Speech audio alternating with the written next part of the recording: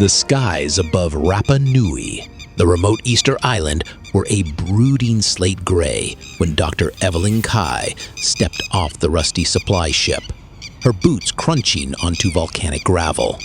For decades, myths had swirled around the island's iconic Moai statues, monolithic heads staring out to sea, silent guardians of a forgotten past.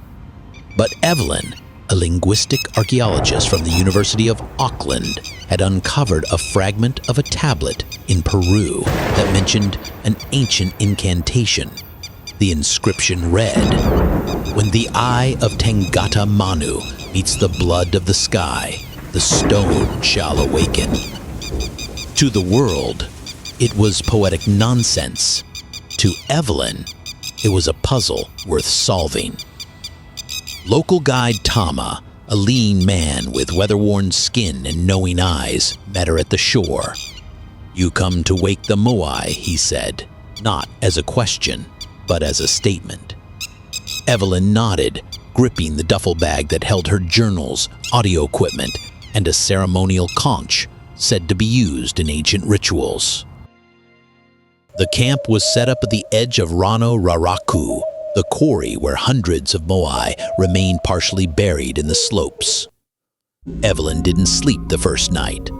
Winds screamed through the trees like ancient voices, and somewhere near the cliff, drums echoed faintly, though Thomas swore no one played them.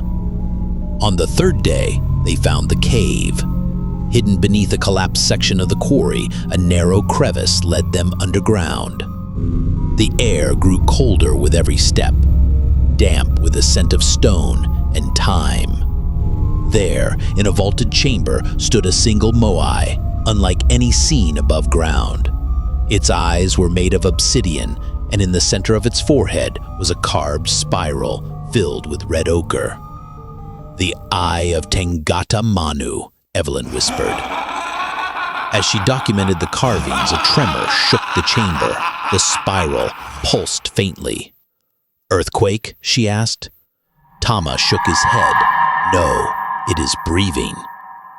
That night, the sky turned crimson at sunset, a rare atmospheric phenomenon, Evelyn thought, until Tama pulled her to the hillside where the Moai above the quarry cast long, twisted shadows.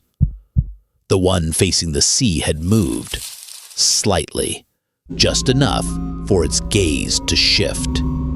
"Impossible," Evelyn muttered. She played the conch.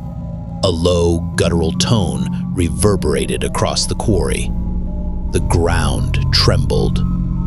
Evelyn returned to the chamber, this time alone. She knelt before the spiral-eyed Moai and read the incantation aloud, first in Polynesian, then in reconstructed Proto-Rapa Nui. The air grew thick, her breath frosted. The obsidian eyes shimmered, and then the Moai spoke, not in words, but in visions.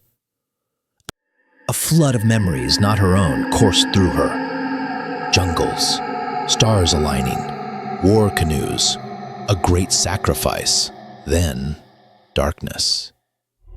The earth had sealed something ancient, not just a people's legacy, but a force slumbering beneath stone skin. She stumbled backward, nose bleeding. The spiral glowed. When she awoke in her tent, Tama stood over her, whispering a prayer. "You called them," he said. "They heard." In the following days, statues across the island began to subtly shift. Cameras captured tiny movements, an arm previously uncarved protruding from the soil, lips parting ever so slightly. The world took notice. Tourists arrived. Scientists flooded in. Military ships appeared on the horizon. Evelyn warned them. They were guardians, seals, not idols, not decorations. If they are waking, something worse is rising. No one listened. Then came the first disappearance. A marine biologist vanished near Anakina Beach. Then 2 tourists. Then a drone operator whose last footage showed a Moai blinking, obsidian eyelids sliding shut. Evelyn and Tama sought counsel from the last elder priest, a nearly blind man named Moana. He lived inland, surrounded by birds. The statues were chained gods, he rasped. We made them to bind what came from the stars. They fell long ago from the great fire in the sky. We carved their prison from their own flesh. That is why they are silent. That is why they face outwards, to watch the sea, to keep the others from returning. And if they wake? Evelyn asked. Moana held up a shaking hand. Then the sea opens, and the sky bleeds. A week later, it happened. At night, the sea glowed. A pillar of light rose from the waves near Orongo, pulsing like a heartbeat. The ground quaked.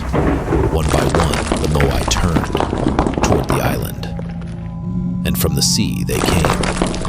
Towering shadows with elongated skulls and limbs like drifting kelp, creatures of obsidian and coral. They move silently, yet with purpose. And the Moai, stone titans, awoke fully. With thunderous cracks, stone cracked from stone. Arms emerged, legs trembled and moved. The statues stepped off their platforms, groaning with the weight of centuries. Their faces were blank, but their eyes glowed with fury. What followed was not a war, it was a reckoning. The island became a battleground of gods and forgotten sentinels. Tourists fled, the military engaged, but bullets meant nothing to stone and starlight. Evelyn, driven by desperation and guilt, returned to the chamber. The spiral Moai was gone, but the spiral itself remained, glowing on the floor. She stood in the center and blew the conch once more. The light enveloped her. When she opened her eyes, she stood within the mind of the Moai, a place of memories, sorrow, and purpose. They were not meant to destroy. They were protectors, forced to awaken only when the cycle began anew. She begged for mercy. A voice answered, "Then restore the seal. Give flesh for stone." Evelyn understood her life for balance, a scholar's soul to fill the ancient gap. She nodded. Her body collapsed, lifeless in the chamber. But outside, the Moai halted. The sea creature screamed without sound and retreated. The sky cleared, the spiral dimmed.